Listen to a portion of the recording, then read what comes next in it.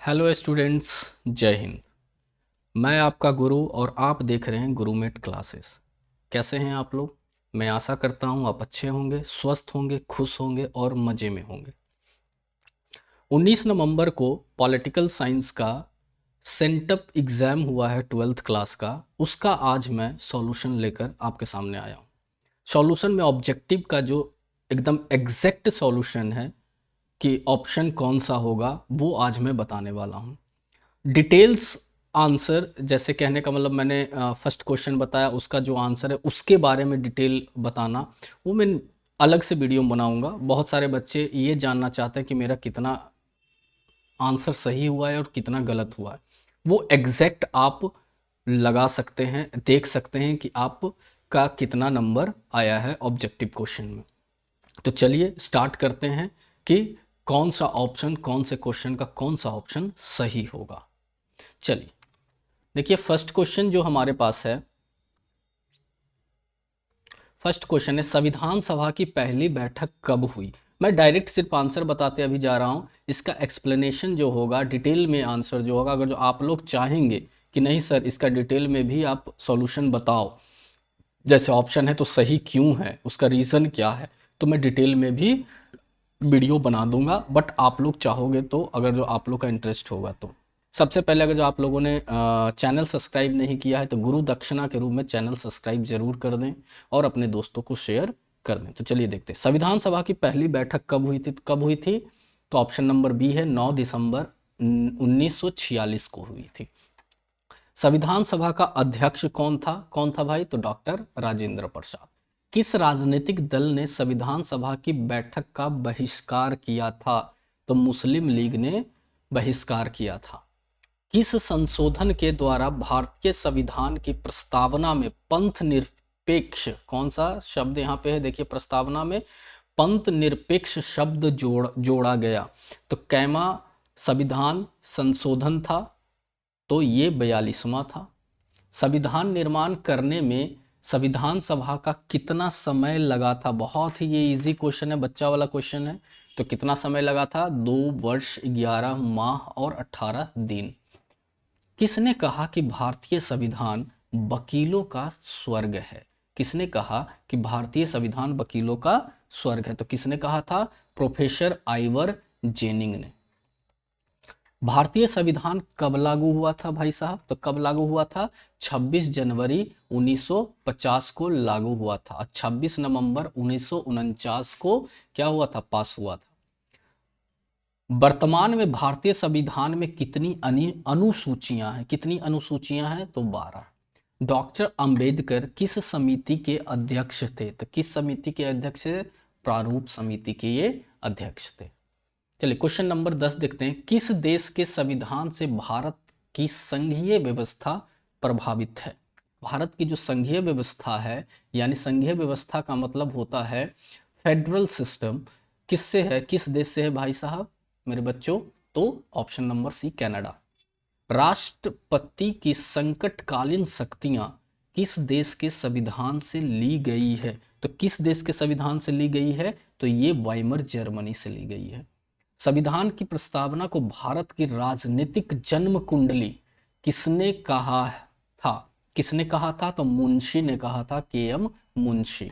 सर्वप्रथम किस देश में संघात्मक शासन की स्थापना हुई थी, यानी फेडरल सिस्टम स्टैब्लिश्ड कब हुआ था? In which country was the federal system established first of all? तो कब हुआ था, यानी कि कहाँ हुआ था? तो अमेरिका में हुआ था, संयुक्त राज्य America, United states of America. सर्वोच्च न्यायालय ने किस केस में संविधान के अमूल ढांचे का सूत्र निर्धारित किया है? क्वेश्चन नंबर 14 है ये, क्वेश्चन नंबर 14 है ये। तो केशवानंद भारती केस ने किया था, केशवानंद भारती केस। संविधान सभा के निर्वाचन में प्रांतीय विधान सभाओं के लिए कुल कितने स्थान निर्धारित थे? तो कुल कितने स्थान निर्धारित थे? तो 292। संविधान के न्यायिक समीक्षा की व्यवस्था किस देश के संविधान से ली गई है? तो किस देश के संविधान से ली गई है? तो अमेरिका। संविधान सभा में कुल कितने सदस्य थे संविधान सभा में? तो कुल कितने थे? 389 389। भारतीय संविधान सभा के उद्घाटन अधिवेशन का अध्यक्ष कौन कर रहा था? तो कौन कर रहा था इसमें? नेहरू, सच्चिदानंद सिन्हा कर रहे थे। भारतीय संविधान की प्रस्तावना के अनुसार भारत की सर्वोच्च सत्ता किस में निहित है? जनता में, राष्ट्रपति में, संसद में, प्रधानमंत्री में। किस में निहित है? तो जनता में। कितना लोग संसद लगाए हैं, जो गलत है। क्वेश्चन नंबर 15, सॉरी, अच्छा 15 इधर आ गया क्या? न, अच्छा 2 बार आ चुका है, यानी 15 से 19, इसको मैंने 2 बार लिख दिया है, आप लोग ध्यान दे दीजिएगा। तो इधर मैं अभी छोड़ देता। आगे आइए 20, क्वेश्चन नंबर 20। संविधान सभा में समाजवादी विचारों को अपनाने के प्रबल समर्थक कौन थे? कौन थे प्रबल समर्थक? तो जवाहरलाल नेहरू थे।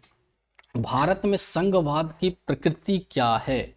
संघवाद की प्रवृत्ति अर्ध संघ है।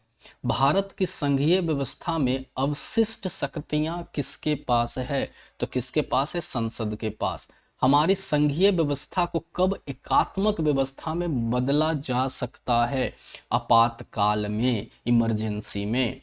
संघ सूची में कुल कितने विषय दिए गए हैं? तो एकदम 100 याद रखना, 100 सेंचुरी। ठीक है, तो क्वेश्चन नंबर 24 हो गया। चलिए क्वेश्चन नंबर 25 पे आते हैं। सभी, इसलिए मैं जल्दी जल्दी अभी सिर्फ आंसर बता रहा हूं, आप लोग सिर्फ मिला लो, बाद में फिर इसका एक्सप्लेन करेंगे हम लोग बाद में, नेक्स्ट वीडियो में। संविधान की किस अनुसूची में केंद्र व राज्यों के मध्य शक्तियों का वितरण का प्रावधान है? तो किस अनुसूची में है? 7वां अनुसूची में है। संविधान के किस अनुच्छेद में अस्पृश्यता का उन्मूलन किया गया है? अनटचेबिलिटी का उन्मूलन किया गया है। तो किस में किया गया है? 17 में।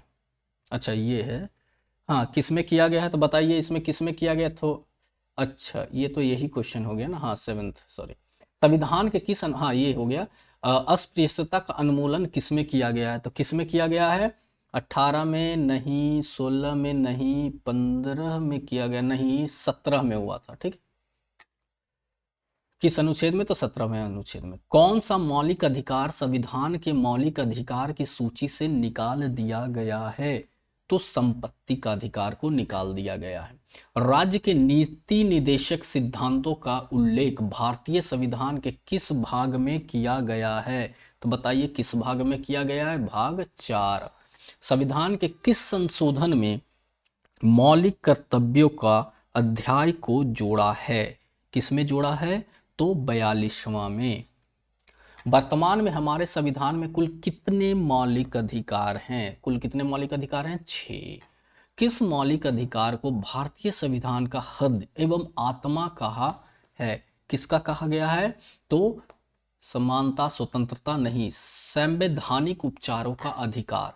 मौलिक अधिकारों को लागू करने के लिए रीट, याद रखिएगा, रीट किसके द्वारा जारी होता है? तो किसके द्वारा रीट जारी होता है? सर्वोच्च न्यायालय, सुप्रीम कोर्ट के द्वारा। किस अनुच्छेद के द्वारा गौवध पर प्रतिबंध लगाया गया है? यानी गायों के वध पर प्रतिबंध लगाया गया है, अनुच्छेद 48। मौलिक अधिकारों का संशोधन कौन कर सकता है? बताइए कौन कर सकता है? बस संसद, बहुत सारा राष्ट्रपति लगाता है, गधा। कौन सा अधिकार अल्पसंख्यकों के हितों की रक्षा करता है? बताइए कौन सा? याद रखिएगा, संस्कृति व शिक्षा का अधिकार। भारतीय संविधान में नीति निदेशक तत्व की व्यवस्था किस देश के संविधान से ली गई है? किस देश के संविधान से ली गई है? आयरलैंड। किस अनुच्छेद के अंतर्गत राज्यों में राष्ट्रपति शासन लागू किया जाता है? किसमें किया जाता है? 356। भारत के राष्ट्रपति की संवैधानिक स्थिति क्या है? राज्य का अध्यक्ष। भारतीय संविधान के किस अनुच्छेद के अंतर्गत राष्ट्रपति पर महाभियोग लगाया जा सकता है? किस पे लगाया जा सकता है? 71। महाभियोग क्या होता है? तो राष्ट्रपति को पद से निष्कासित करने की एक प्रक्रिया होती है, जिसको हम लोग महाभियोग कहते हैं। किसके लिखित परामर्श पर अनुच्छेद 352 के अंतर्गत राष्ट्रपति संकटकालीन शक्तियों का उपयोग कर सकते हैं? बताइए केंद्रीय कैबिनेट। भारत में केंद्र में वास्तविक कार्यपालक मुखिया कौन होता है? तो प्रधानमंत्री। किस संविधान संशोधन ने यह अनिवार्य बना दिया कि राष्ट्रपति अपनी मंत्रिपरिषद के सलाह से कार्य करेंगे? किससे? 44वां। अनुच्छेद 355 का पहली बार प्रयोग कहाँ किया गया था? कहाँ किया गया था? पंजाब। राष्ट्रपति राज्यसभा में कितने सदस्यों को मनोनीत करता है? कितने? तो 11। भारत में किस प्रणाली की कार्यपालिका कार्यरत है? सीधी सी बात है, संसदीय प्रणाली। मंत्रिपरिषद भारत में सामूहिक रूप से किसके प्रति उत्तरदायी है? तो लोकसभा। राज्यों में मुख्यमंत्री की नियुक्ति कौन करता है? राज्यपाल। राष्ट्रपति पद के लिए न्यूनतम निर्धारित आयु क्या है? 35 वर्ष। राज्य में मंत्रिपरिषद का अध्यक्ष कौन होता है? कौन होता है? मुख्यमंत्री। मुख्यमंत्री। भारत की प्रथम महिला राष्ट्रपति कौन थी? तो प्रतिभा पाटिल। नेक्स्ट क्वेश्चन है 51 नंबर। निम्नलिखित में से कौन भारतीय प्रधानमंत्री अपने कार्यकाल में लोकसभा का सदस्य नहीं रहा है? कौन लोकसभा का सदस्य नहीं रहा है? तो Narasimha Rao. Option number B. राज्यपाल को शपथ ग्रहण कौन करवाता है? राज्यपाल को कौन शपथ ग्रहण करवाता है? तो 52 है। डी नंबर ऑप्शन आपका होगा। राज्य के उच्च न्यायालय के मुख्य न्यायाधीश। राज्यसभा का सभापति कौन होता है? तो ऑप्शन नंबर बी, उपराष्ट्रपति। लोकसभा के क्वेश्चन नंबर 54 देखेंगे आप लोग। लोकसभा के निर्वाचित सदस्यों की अधिकतम संख्या क्या हो सकती है? तो कितनी हो सकती है? 550। Option number A. किस अनुच्छेद के अंतर्गत राष्ट्रपति सर्वोच्च न्यायालय से सलाह मांग सकता है? तो अनुच्छेद 143। चलिए क्वेश्चन नंबर 56। कौन सा बिल राज्यसभा में प्रस्तावित नहीं हो सकता है? तो धन विधेयक जो होता है वो राज्यसभा में प्रस्तावित नहीं हो सकता है। किस राज्य के विधानमंडल में विधान परिषद नहीं है? तो मध्य प्रदेश में विधान परिषद नहीं है। बिहार में है, उत्तर प्रदेश में भी है, कर्नाटक में भी है। ऑप्शन नंबर आपका डी, मध्य प्रदेश में विधान परिषद नहीं है, यानी लेजिस्लेटिव काउंसिल नहीं है। राजनीतिक दल बदल विरोधी कानून को कौन सा संविधान संशोधन में है? Which constitutional amendment covers anti defection law? किसमें किया गया है बताइए आप लोग? तो 52वां यानी 52nd। यदि लोकसभा धन विधेयक पास करती है तो उसे राज्यसभा से कितने दिनों के भीतर पास होना चाहिए? तो 14 दिन। संसद की संयुक्त बैठक की अध्यक्षता कौन करता है? कौन करता है? यानी संसद की लोकसभा का अध्यक्ष। Question number 61।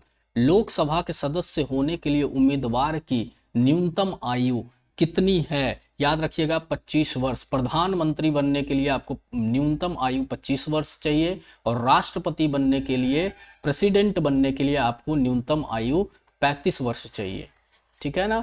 और प्राइम मिनिस्टर बनने के लिए 25 वर्ष चाहिए। 18वीं लोकसभा 2024 में भारतीय जनता पार्टी को कितनी सीट मिली थी? बताइए। 240 सीट मिली थी। निम्न में से कौन भारतीय संसद का अंग नहीं है? इसमें से कौन नहीं है? ये है, राष्ट्रपति है, राज्यसभा है, लोकसभा है और उपराष्ट्रपति नहीं है, यानी ऑप्शन ये सब नहीं होगा, ऑप्शन नंबर डी होगा। क्योंकि हमें पता है कि Rajya Sabha plus Lok Sabha plus president equal to क्या बनता है? पार्लियामेंट, ठीक है ना, ये याद रखना है। क्वेश्चन नंबर 64 हम लोग देखेंगे। धन विधेयक संसद में पेश करने से पहले किसकी अनुमति लेना आवश्यक है? तो याद रखेंगे हम लोग ये क्वेश्चन, राष्ट्रपति। देखिए जो धन विधेयक होता है 14 दिन राज्यसभा रोक सकता है इसको, ठीक है। 14 दिन से ज्यादा वो धन विधेयक के मामले में नहीं रोक सकता है लोकसभा से, जो राज्यसभा में आती है। लोकसभा का विघटन कौन करता है? विघटन का मतलब क्या होता है? उसको डिसॉल्व कौन करता है? मिलाता कौन है? तो एक ही इंसान है हमारे देश के, वो है राष्ट्रपति। बिहार विधानसभा के कितने सदस्य हैं। देखिए अभी इलेक्शन हुआ था, क्वेश्चन पूछ दिया है लोग कितने सदस्य होते हैं, तो 243 और 122 सीट जो लाएगा वो मेजोरिटी यानी गवर्नमेंट बना सकता है। जो इस बार बीजेपी 89 सीट लाई है और जेडीयू 85 सीट लाई है, तो ये दोनों मिलकर गवर्नमेंट बना रहे हैं। इनके साथ एक दो पार्टी और है, रामविलास जी की पार्टी है जिन्होंने 19 सीट्स लाई हैं। तो ये सब क्वेश्चन भी हो सकता है बोर्ड में पूछ दें, क्योंकि अभी देखो पूछ ही दिया था कि बीजेपी का कितना सीट आया था। विधान परिषद के सदस्य कितने वर्षों के लिए निर्वाचित होते हैं। बहुत ही इजी क्वेश्चन है, 6 वर्ष। और विधानसभा के लिए 5 वर्ष, और विधान परिषद के लिए 6 वर्ष, लोकसभा के लिए 5 वर्ष। कानून के शासन पद की रचना किसने की है, तो ए.बी. डाइसी ने की है। किसने की है, ए.बी. डाइसी। भारत में कुल कितने उच्च न्यायालय हैं, तो 25 उच्च न्यायालय हैं।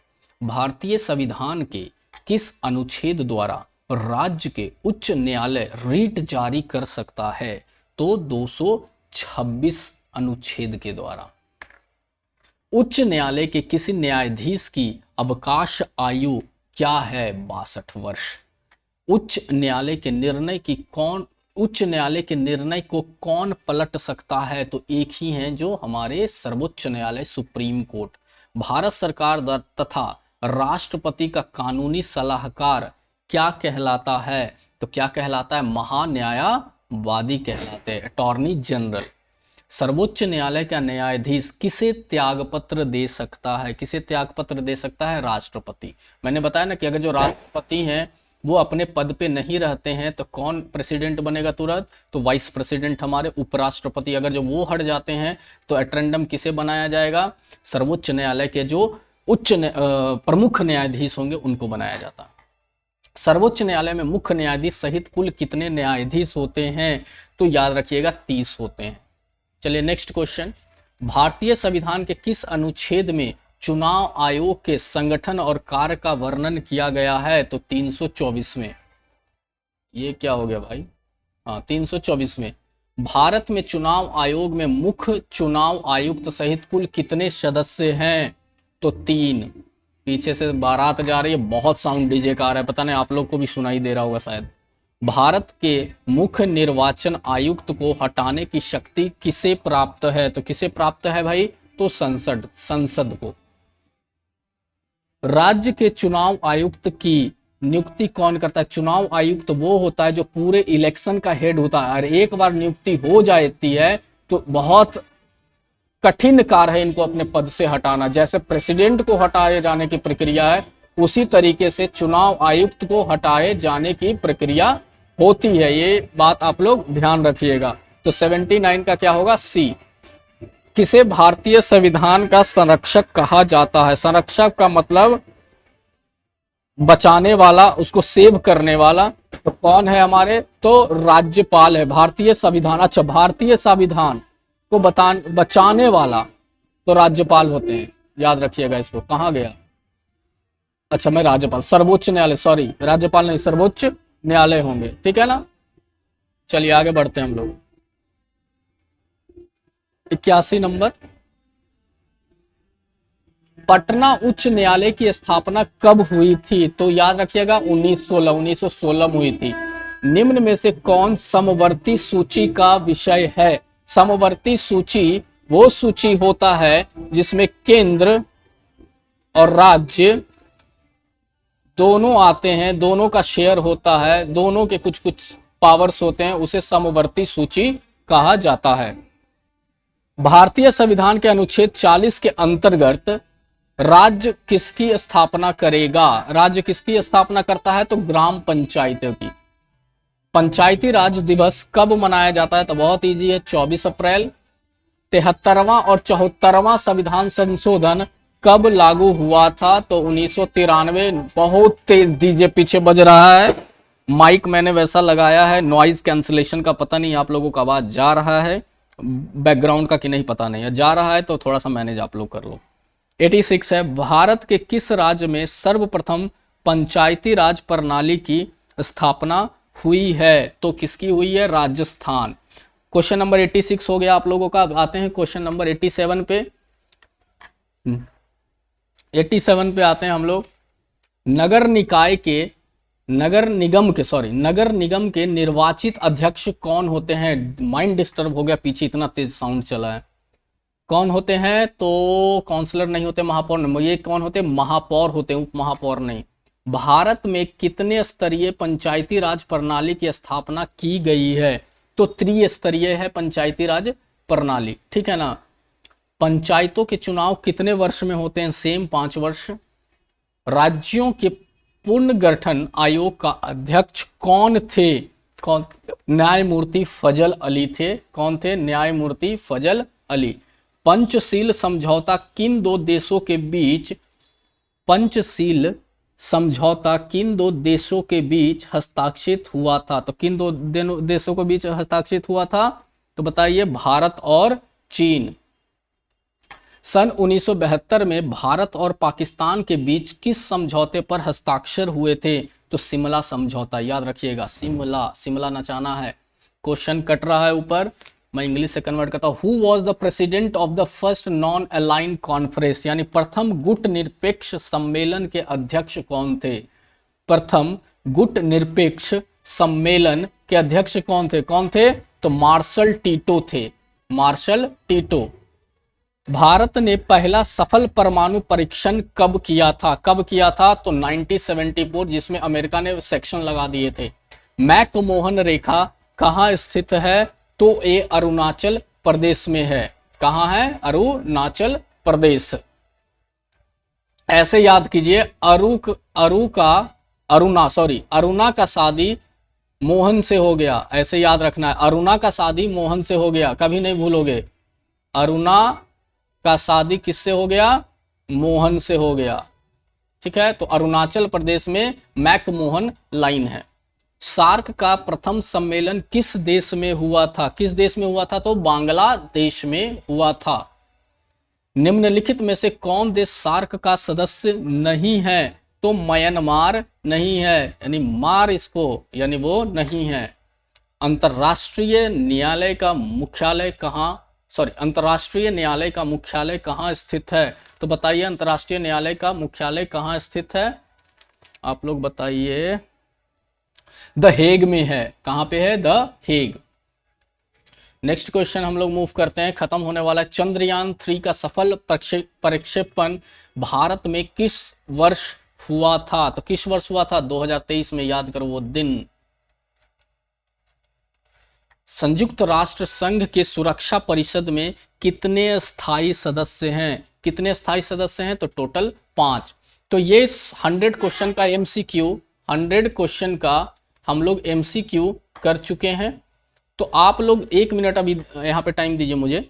मैं बता रहा हूँ कि क्लास 12th और क्लास 10th दोनों के बोर्ड्स एग्जाम में लगभग 60+ डेज बाकी हैं। मैं 45 डेज का आप लोग के लिए कोर्स ला रहा हूँ। 10th के लिए क्या क्या ला रहा हूँ? इंग्लिश,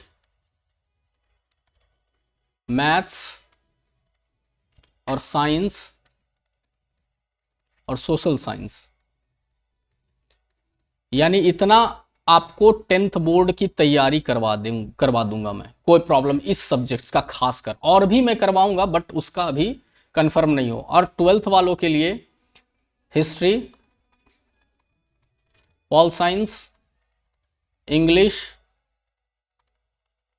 ये और ज्योग्राफी, ये 4 सब्जेक्ट कोशिश करूंगा आप लोग को बोर्ड एग्जाम के लिए रेडी कर दूं मैं। तो आप लोग चैनल को जरूर सब्सक्राइब करें, अपने दोस्तों के साथ शेयर करें। फिर मिलते हैं हम लोग अगले नेक्स्ट वीडियो में। तब तक के लिए आप देखते रहें गुरुमेट क्लासेस अपने मिस्टर गुरु के साथ। जय हिंद, जय भारत।